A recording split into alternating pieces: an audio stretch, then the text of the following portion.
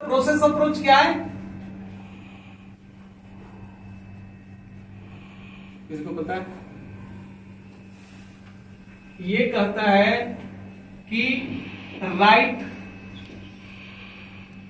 Process approach रखो, ठीक है।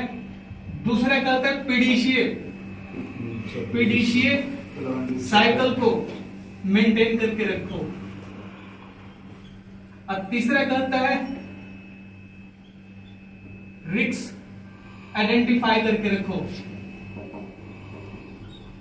ये तीन चीज इसका अप्रोच है। अपने राइट प्रोसेस अप्रोच पर ध्यान दो। PDCA plan do check act. Plan do check मतलब इसका कहने का मतलब है कि आप एक अच्छा प्लान कीजिए, जैसा आपने अच्छा प्लान किया उसको इंप्लीमेंट कीजिए, उसको इवेल्युएट कीजिए मतलब चेक कीजिए, अगर सही है तो एक्ट कीजिए, अदरवाइज उस साइकिल को दोहराइए। तो यहां पर ये कहता है कि ये चीज कीजिए। उसके बाद कहते हैं रिस्क को आइडेंटिफाइड कीजिए। जहां पर भी आपकी प्रोसेस में है ना जो लगता है कि रिस्क है उसको आप आइडेंटिफाई करके इसको हटाइए। तो आईएफटीएफ का प्रोसेस अप्रोच ये भी है, ठीक है जी। क्लियर, हमने देख लिया, गोल देख लिया, अप्रोच देख लिया, इसकी रिक्वायरमेंट्स देख लिया, ठीक है जी। तो ये सारा इंपॉर्टेंट चीज है, आपको जानना पड़ेगा कि हम जो आईएफटीएफ हमारी जो संस्था ली है वो कैसे काम करेगी, ठीक है जी। इसके लिए हमें क्या क्या चीजों की जरूरत है। अब बात आती है आपकी मेन क्लॉज की। आपको बता दें कि इसमें ना पुराने वाले में जो हमारा था ना पहले वाला टीएस का, उसमें 8 मेन क्लॉज थे। इस वाले में आईएफटीएफ में 10 मेन क्लॉज हैं। उसमें 7 प्रोसीजर था, इसमें 21 प्रोसीजर है। उसमें एमआर की वैल्यू थी, इसमें एमआर की हटा चुका है। इसमें बहुत सारा चीजों को इसने बदल दिया है, ठीक है जी। अब बात आती है मेन क्लॉज की, आईएफटीएफ की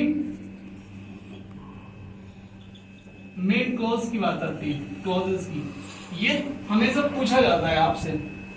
तो देखो जी इसमें 10 मेन क्लॉज होते हैं। कितने होते हैं? 10 मेन क्लॉज होते हैं, ठीक है। तो इसमें स्कोप होता है, दूसरा होता है नॉर्मेटिव रेफरेंस होता है, तीसरा होता है टर्म एंड डेस्टिनेशन,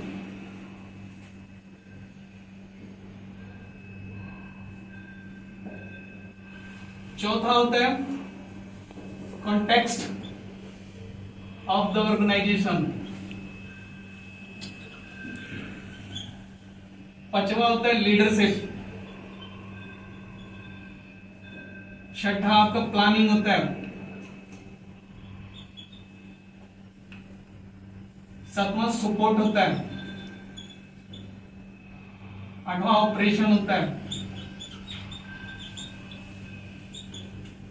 नौवां परफॉर्मेंस इवेल्युएशन होता है,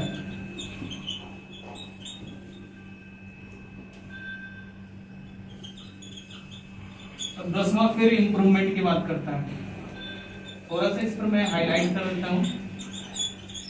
आपको कहीं भी कंटिन्यूअस इंप्रूवमेंट छोड़ नहीं रहा है। आपको आईएफटीएफ कह रहा है कि मैं आपको कहीं छोड़ने वाला नहीं हूं।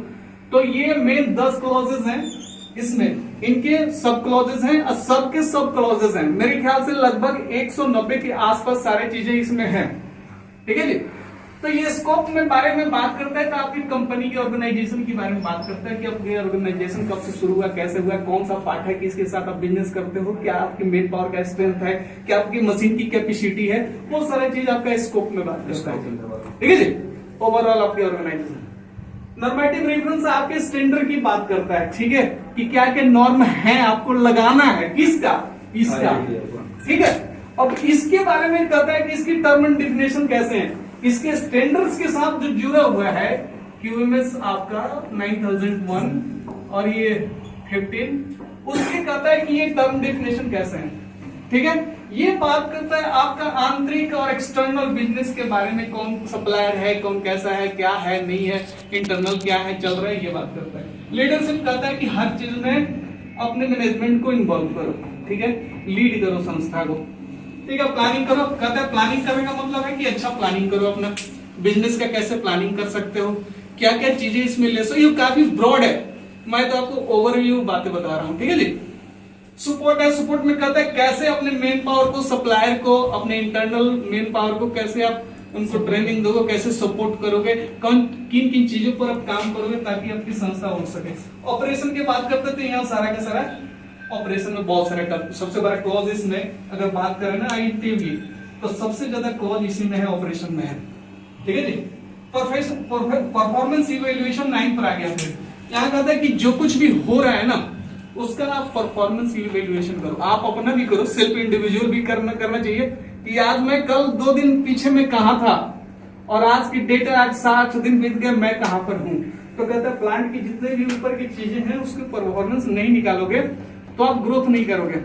कल तक मैंने 20,000 बचाया था, आज हमने कितना बचा लिया इन 2 महीनों में, तो वो आपकी अपनी कैपेसिटी कहां तक बढ़ गई वो चीज बात करता है। इम्प्रूवमेंट तो है ही है, ये इम्प्रूवमेंट इसलिए हर जगह की कि क्वालिटी में नेवर एंडिंग इम्प्रूवमेंट होता है। मतलब कोई भी फुल स्टॉप नहीं है कि मेरा जो शब्द हो गया बोल दिया वो खत्म हो गया। तो यहाँ पर IFTF कहता है कि कहीं भी फुल स्टॉप नहीं है, यहाँ पर कहीं भी फुल स्टॉप नहीं है। आपको हमेशा निरंतर सुधार विकास करते रहना, चाहे स्किल लेवल हो, चाहे प्रोसेस हो, या मैन पावर हो, या मेथड हो, चाहे जो कुछ भी हो, उस पर आपको कांस्टेंट लगातार सुधार करने की जरूरत है। तो ये आपका IFTF कहता है जी। क्लियर है? कहीं भी जवाब दो लोगे, समझ में आया?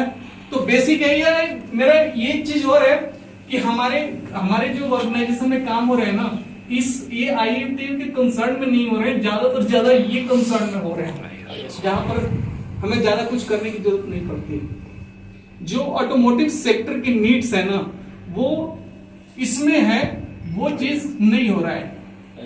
सिर्फ ISO के टाइप में हम काम कर रहे हैं। तो बेहतर यही है, मैं आप लोग को इसीलिए ये सब चीजें बताया ताकि आप लोग अपना कंट्रीब्यूशन दो, हम लोग मिलजुल के संस्था को आगे बढ़ाएं, काम कर सकें।